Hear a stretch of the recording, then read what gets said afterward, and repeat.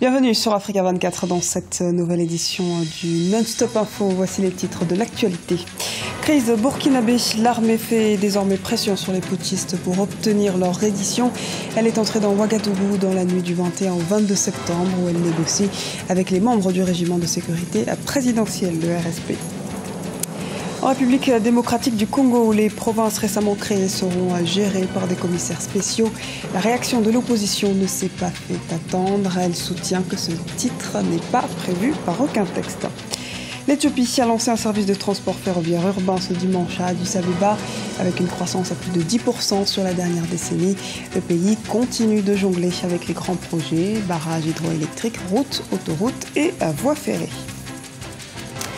Situation politique au Burkina Faso. Gilbert Diendéré, le chef des putschistes, veut faire partir l'armée de la capitale Ouagadougou. Le général a déclaré être en discussion avec les chefs de l'armée du pays pour obliger les unités à quitter la ville.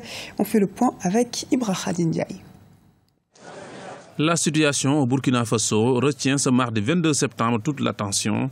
Si le Premier ministre de la Transition, le colonel Isaac Zida, a été libéré ce mardi 22 septembre au matin par les putschistes, les officiers loyalistes qui sont entrés dans la capitale Ouagadougou dans la nuit du lundi à mardi ont lancé un ultimatum aux militaires du RSP. Les loyalistes demandent désormais aux putschistes de déposer les armes avant 10 heures locales. Je pense qu'on ne peut pas négocier avec des terroristes parce que d'abord, un coup de force condamné par toute la communauté internationale. Ce qu'il faut faire, c'est simplement les contraindre à la reddition. Je crois que la communauté internationale, notamment la CEDEAO, devrait pouvoir nous aider dans ce sens pour qu'on puisse rétablir immédiatement le processus électoral. Respecter vraiment notre peuple. Et Gilbert Diendéré est vraiment pitié de ce peuple-là, parce qu'on ne peut pas vouloir gouverner un peuple qu'on est en même temps en train de massacrer. On dirait que les forces du régiment de sécurité présidentielle, sinon les terroristes, sont en train de s'en prendre à leur propre population. Je pense que c'est inadmissible. Le président Michel Kafando, libéré également lundi 21 septembre, est désormais à la résidence de l'ambassade de France. Sur le plan diplomatique, le projet d'accord proposé par les médiateurs de la CEDEAO, la communauté économique des États de l'Afrique de l'Ouest, fait l'objet d'un sommet de l'institution ouest-africaine ce mardi à Abuja, au Nigeria. Cet accord, qui ne fait pas l'unanimité, même au Burkina Faso, prévoit de restaurer la présidence de la transition dans ses fonctions, mais également d'amnistier les putschistes. Je ne sais pas. Moi-même, je n'ai pas été convié à ce sommet. J'attends donc qu'on me dise ce qui va se faire. Le sommet, comme c'est un sommet de chefs d'État, à ma connaissance, il y a des propositions qui ont été faites. Maintenant, pour le reste, je suis comme tout le monde. J'attends de savoir ce qui va être décidé. Le général Gilbert Diendéré, le chef du RSP, serait en discussion pour faire partir les loyalistes de la capitale Ouagadougou. Les réactions des pères africains sont nombreuses. Le président Mahamadou Issoufou du Niger et son homologue tchadien Idriss Déby Itno ont appelé les putschistes à déposer les armes, à regagner leur caserne et laisser la transition aller à terme. En République démocratique du Congo, les nouvelles provinces seront gérées par des commissaires spéciaux. Une situation qui semble ne pas convenir à l'opposition.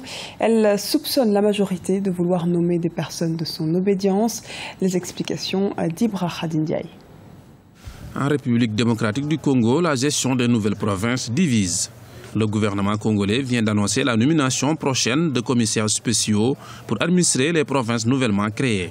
Une décision qui, selon les autorités congolaises, est conforme à l'arrêt de l'accord constitutionnel selon lequel le gouvernement est tenu de faire régner l'ordre public, la sécurité et assurer la régularité des services publics dans les nouvelles provinces. Mais c'est une décision qui nous est dictée par l'arrêt de la Cour constitutionnelle et qui ne peut pas ne pas être exécutée en attendant qu'il y ait des élections de gouverneurs pour garantir la gouvernabilité de nos 21 provinces. Et qui coule du bon sens le plus élémentaire. C'est tout à fait ridicule d'imaginer que l'on puisse accuser une cour constitutionnelle de violer la Constitution parce qu'elle a pris un arrêt conformément au pouvoir que la Constitution lui reconnaît. C'est de la gesticulation politicienne et ça ne nous intéresse pas. Toutefois, l'opposition qualifie cette nouvelle disposition d'inconstitutionnelle. Le gouvernement, lorsqu'il a décidé de faire les divisions des provinces, c'était dans l'optique justement d'organiser leur base en vue des élections présidentielles prochaines, pour placer leurs hommes afin de gagner les élections aux échéances qui sont en cours de route. Malheureusement, le plan a échoué. Ils ont utilisé un texte constitutionnel en partie, pas en totalité. Alors, lorsque on décide de faire les divisions des provinces, il faut aller jusqu'au bout, c'est-à-dire organiser également les élections des gouverneurs, surtout, et garder les anciennes provinces, et attendre les prochaines élections, et justement faire la division des provinces si les Congolais sont d'accord. Rappelons que les élections provinciales doivent avoir lieu le 25 octobre 2015, mais certains Congolais craignent un report de ce scrutin. Prolongation pourrait engendrer des incidents sur le chronogramme des élections, notamment sur la tenue de la présidentielle prévue en décembre 2016. Relation Maroc-France, la visite de 48 heures ce samedi et ce dimanche à Tanger du président français François Hollande a débouché sur le renforcement de la coopération économique et religieuse entre Paris et Rabat. La France confirme ainsi sa place de premier partenaire économique avec le Maroc. On fait le point avec Ibra Khadindiaï. Le Maroc et la France renforcent leur partenariat. Le roi Mohamed VI a reçu ces 19 et 20 septembre François Hollande dans la ville de Tanger, au nord du Maroc. Une visite de travail et d'amitié de 48 heures du président François Hollande qui a permis aux deux pays de sceller une nouvelle phase de leur partenariat dans le domaine économique mais également dans le domaine religieux. Ainsi, un nouveau texte prévoit la formation d'imams français au Maroc. Le fait qu'une instance sérieuse, reconnue, forme les imams va rendre un service à la communauté n'importe où dans le monde, mais aussi à tous ceux qui ne sont pas membres de la communauté, qui vont voir des imams éclairés, qui cherchent à appliquer le mot religion dans son sens étymologique. Religion, c'est relier les gens entre eux et non pas les séparer. Et c'est ça l'objectif, et nous avons beaucoup d'espoir que cette décision soit une décision intelligente. La France est le premier partenaire économique du Maroc. Le royaume chérifien accueille environ 750 filiales d'entreprises françaises. Une coopération franco-marocaine qui associe les secteurs publics et privés des deux pays. La France ayant notamment soutenu des projets d'envergure au Maroc, tels que la construction d'un tramway à Casablanca. La coopération ne peut être que gagnant-gagnant. D'ailleurs, regardez, si la France, en investissant, fait gagner au Maroc, ça veut dire quoi? Ça veut dire que les Marocains vont voir leur niveau de vie s'améliorer, vont consommer un peu mieux, donc ils vont aussi acheter des produits marocains et des produits français en plus, ils vont payer des impôts, donc l'État marocain va avoir un budget plus solide pour lancer l'infrastructure, l'éducation, la santé. Donc, quand on dit gagnant-gagnant, c'est pas seulement la partie sud ou la partie nord qui est gagnante, mais on gagne ensemble. La conférence des Nations Unies pour le changement climatique ou COP21, qui se tiendra du 30 novembre au 11 décembre 2015 à Paris en France, était également au cœur de la rencontre entre les deux chefs d'État. Rappelons que le Maroc accueillera la COP22 en 2016. Dans l'actualité également, le gouvernement kényan a décidé de fermer les écoles publiques en réaction à la grève des enseignants qui perdure. Ces derniers observent en effet depuis 4 semaines un mouvement de grève pour revendiquer une hausse des salaires. Le président kényan Uhuru Kenyatta a pourtant déclaré que le gouvernement ne peut pas se permettre une augmentation, et ce, malgré la décision d'un tribunal kényan ordonnant une augmentation de salaire d'au moins 50%. Premier tramway en Éthiopie. Le pays a inauguré ce dimanche à Addis Abeba le premier tramway moderne d'Afrique subsaharienne. L'infrastructure, qui a coûté 475 millions de dollars, a été réalisée afin de désengorger le trafic routier éthiopien tout en modernisant le pays. Les précisions de Lizelsi Akizimana. Le premier train léger arrive dans la capitale éthiopienne, Addis Abeba. Inauguré le 20 septembre 2015 par le ministre des Transports éthiopien, l'Addis Abeba Light Railway relie sur une distance de 34 km le nord au sud de la capitale et est capable de transporter environ 60 000 passagers par jour.